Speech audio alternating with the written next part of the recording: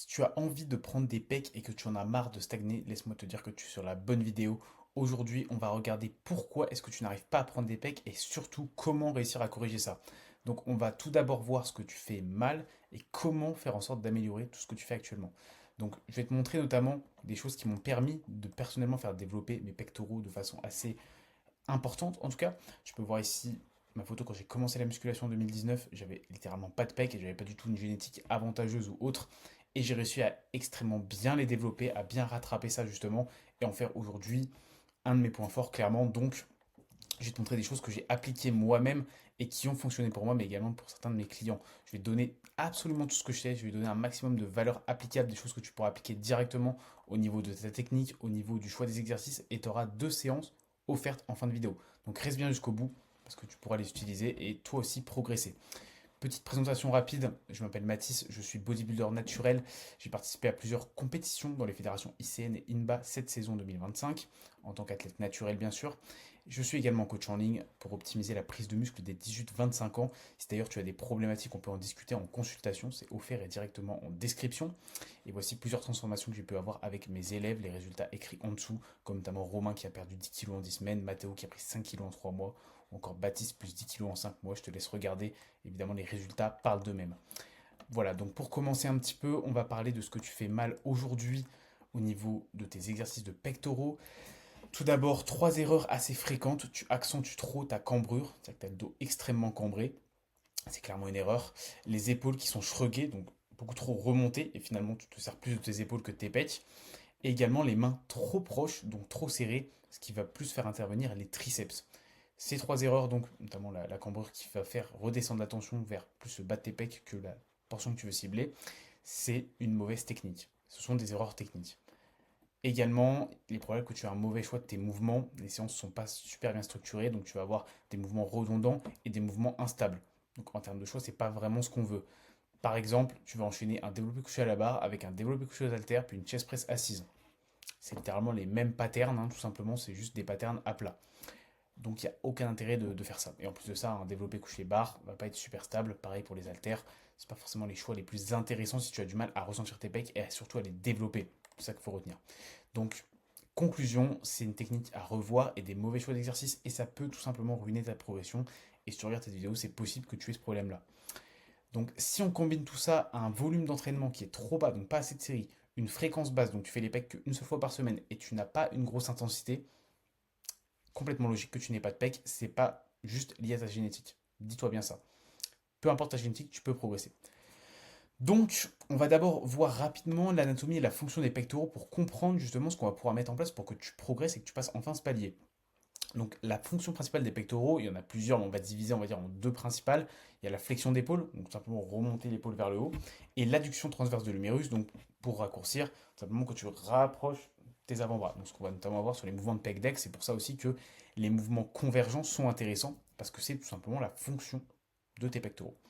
Donc, pour diviser un peu de façon anatomique, il y a 3 types de fibres au niveau des pecs. Donc, les fibres claviculaires, cette portion-là qui s'insère donc sur la clavicule, c'est une portion voilà, qu'on appelle haut de pec couramment et il est très probable que tu manques de haut de pec et souvent c'est une des parties les plus importantes esthétiquement parce que c'est ce qui va donner du relief à tes pecs. Si tu as beaucoup de bas et de milieu de pec et peu de haut de pec, tes pecs vont pas être très esthétiques. Donc, je te conseille de vraiment te focus dessus. Les fibres sternales ensuite, donc le milieu de pec, et les fibres abdominales, qu'on peut aussi appeler partie costale, qui est le bas des pecs. Donc, la façon dont tu recrutes chacune de ces 3 fibres est déterminée par une chose spécifique, c'est où est-ce que va ton numérus. Ton numérus, pour rappel, c'est ton bras, tout simplement. Et s'il va, enfin, en tout cas, s'il va vers le haut, tu travailles ta portion claviculaire. S'il va vers le milieu, tu travailles ta portion sternale. S'il va vers le bas, tu travailles ta portion costale. En fait, c'est vers l'angle sur lequel il va qui va déterminer quelle portion tu travailles. À partir du moment où tu as compris ça, c'est relativement simple. Donc, au niveau du choix des mouvements, mais aussi de ta technique d'exécution. Ton but, ça va toujours être de penser en fait sur ça. C'est pas juste l'inclinaison du banc qui fait tout. Tu peux très bien faire un développé incliné avec une technique très mauvaise, travailler le milieu des pecs ou le bas des pecs et pas du tout ton haut de pec. Et inversement, en tout cas, si tu n'as pas une bonne technique, tu n'arriveras jamais finalement à bien recruter la portion que tu veux cibler. Donc l'humérus doit toujours être aligné avec les fibres ciblées. Peu importe le mouvement, que ce soit un mouvement d'écarté, de pousser, il faut toujours penser à ça en fait. La position de ton bras, si tu ne veux pas te compliquer la tête, pense à ton bras comme si ton biceps en fait rentrait dans ton pec et dans quel sens finalement il rentre. S'il va vers le bas, vers le haut, vers le milieu. C'est clairement ce qu'il faut avoir en tête. Donc les conseils techniques pour réussir à appliquer ça concrètement, cette partie anatomique, donc d'abord essaye d'aligner tes poignets et tes coudes, ça c'est assez important. Tout simplement, ça va te permettre de limiter la flexion de coude et donc l'intervention des triceps. Ce qui veut donc dire que ne place pas tes mains trop proches, notamment sur une chest press par exemple. Tu vas trop faire intervenir les triceps. Donc essaye de garder on va dire une largeur qui est relativement correcte. Sortir la poitrine également et garder les épaules en position basse, ça va être important. Sinon, tu as les épaules sorties et finalement, tu ne travailles pas tes pecs. Ça va limiter l'intervention du deltoïde antérieur.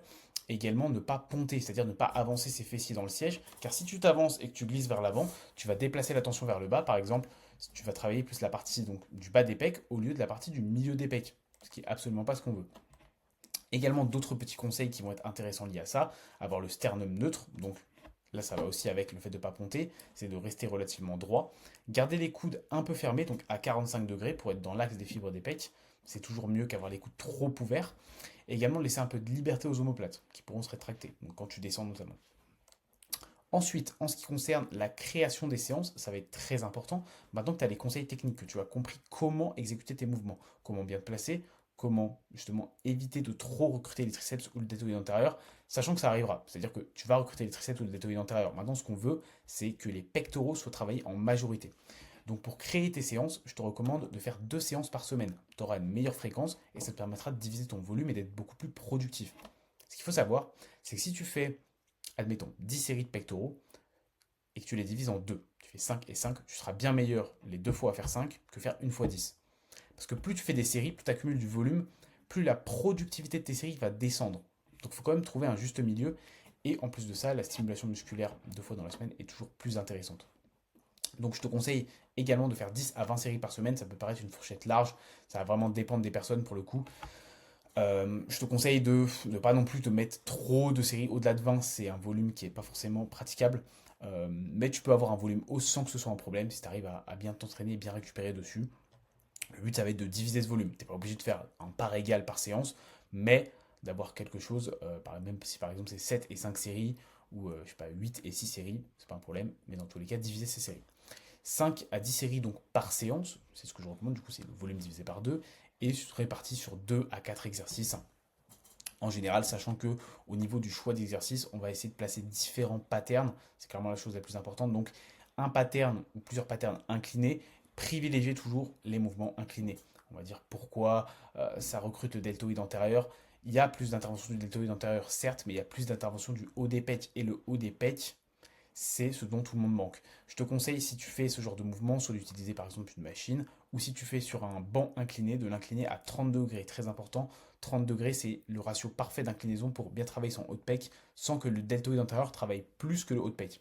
Si tu inclines plus, tu auras de l'intervention du haut de pec, mais le deltoïde antérieur travaillera plus. Donc c'est à toi de voir aussi si tu veux rattraper ton deltoïde antérieur et mettre un peu de haut de pec, mais la priorité ça reste 30 degrés. 30 degrés c'est très très bien. Ensuite, il te faudra bien sûr des mouvements à plat pour travailler donc le milieu de pec, des mouvements classiques, donc soit allongés, soit sur des chest press assises. Des mouvements déclinés, c'est pas forcément ceux qu'on va prioriser parce que c'est plus rare de manquer de bas de pec. Mais dans ce genre de cas, je te conseille des dips en particulier, qui est un super choix pour travailler ses pecs. Donc soit en classique, soit à la machine. Et un mouvement d'écarté, donc pour l'adduction de l'humérus, que ce soit pec deck ou écarté à la poulie assis. Et donc voici les 2 modèles de séances que je t'ai promis en début de vidéo.